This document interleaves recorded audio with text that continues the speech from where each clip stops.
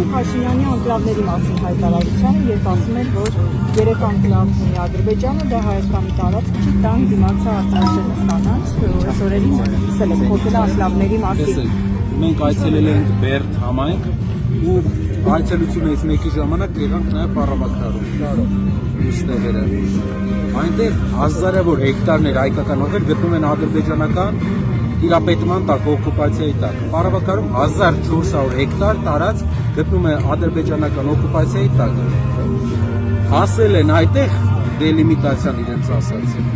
Եվ չեն շարունակի, քանի որ իրենք պետք է տան։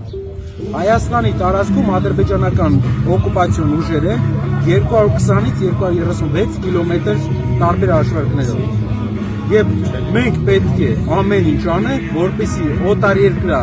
օկուպացիոն ուժերը դուրս գան մեր երկրից։ Դա լինելու է բանակցությունների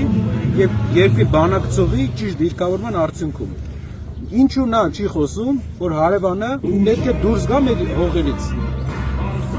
Այնքան հող է իրենք մտել Հայաստանի տարածք, ինչքան ամբողջ Երևանի տարածքն է։ Դելիմիտացիան, որտեղ իրենց է ձեռք տալիս, այնտեղ են անում, որտեղ ինչ-որ հիմք են կարող ստեղծել։ Բայց հիմքերի առումով մենք բազմաթիվ տարածքներ ունենք, որ օկուպացիայի տակ են հարևանների։ Դրանք պետք է դելիմիտացիայով վերադառնան Հայաստանին։ Դուք հիմա կարծում եք, որ եթե Նիկոլ Փաշինյանը վերընտրվի, ապա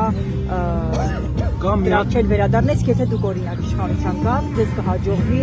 ահա այդպիսի դելիմիտացիա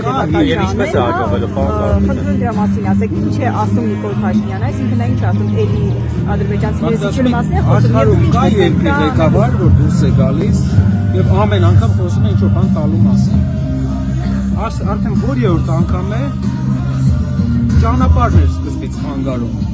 Հիմա իրենք ինչ-որ տարածքներ են տեսել, եթե խանգարում, վաղը ուրիշ բան է խանգարելու։ Այս մարդը գտնվում է իրանց գերիշխանության տակ, իրանց իշխանության տակ, գերի է, ինքը իր խոստումների գերի է։ Բաժանորդագրվեք Արմաթ մեդիայի ալիքներին սոցցանցերում, հետևեք մեզ նաև Armat Media AM կայքում։